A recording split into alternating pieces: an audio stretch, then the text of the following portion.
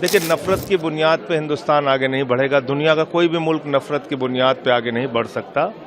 और आज मैंने सुना कि आरएसएस के लोग अपील कर रहे हैं कि हमें हिंसा नहीं फैलानी चाहिए, लेकिन ये आरएसएस बीजेपी के लोगों ने ही दरअसल आप देखें फिल्मों के जरिए या अपने भड़काऊ भाषणों के जरिए या अलग अलग तरीके से पुतला कहीं जला के कहीं कुछ करके वो लोगों को भड़काने का काम, नफरत फैलाने का काम, हिंसा फैलाने का काम करते हैं। तो इसलिए मैं समझता हूं कि इस वक्त इस देश के लोगों को ज़रूरत है जागरूक रहने की और मिलकर रहने की, जिससे कि नफरत का बीज कोई बोने न पाए हमारे बीच में।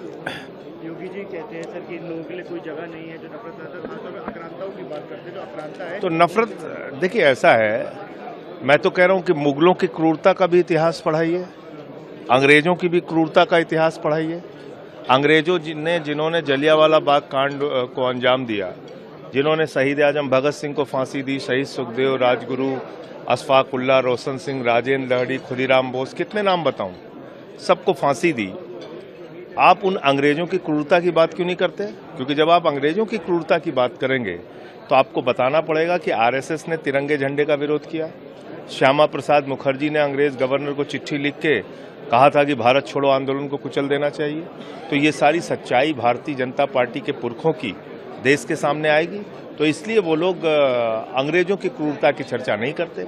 और अगर आप ये तोड़ फोड़ में लग जाएंगे तो फिर जितनी भी औरंगजेब ने इमारतें बनाई, जितनी भी शाहजहां ने इमारतें बनाई, ताजमहल तोड़ो, फिर लाल किला तोड़ो, फिर जितनी भी सड़कें इस देश में अंग्रेजों ने बनाई वो पुल तोड़ो, रेलवे स्टेशन तोड़ो। तो ये 15 अगस्त 1947 को जब ये देश आज़ाद हो गया तो इस देश की संपत्तियां हमारी हैं, इस देश के लोगों की हैं।